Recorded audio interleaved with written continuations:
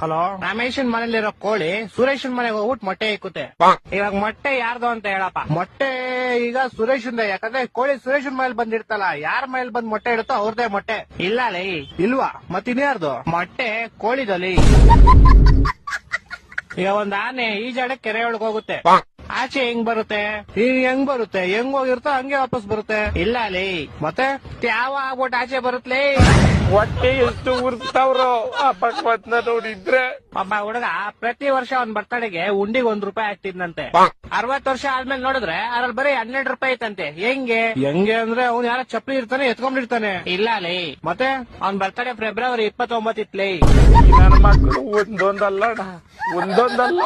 Okay, last and final ಕೇಳ್ಕೊಂಬಿಡು. ಹೇಳು. ಒಬ್ಬ ಹುಡುಗಂಗೆ ಹೆವಿ ಶುಗರ್ ಇರುತ್ತೆ, ಡಾಕ್ಟರ್ ಅವ್ನ್ಗೆ ಸ್ವೀಟ್ ಬಿಟ್ಬಿಡು ಅಂತ ಹೇಳ್ತಾರೆ. ಅವನು ಲೈಫ್ ಪೂರ್ತಿ ಸ್ವೀಟ್ ತಿನ್ನಲ್ಲ. ಯಾಕೆ ಹೇಳು? ಇದಕ್ಕೂ ಯಾವ್ದೋ ಉಲ್ಟಾ ಸೀದಾ ಆನ್ಸರ್ ಇರುತ್ತೆ.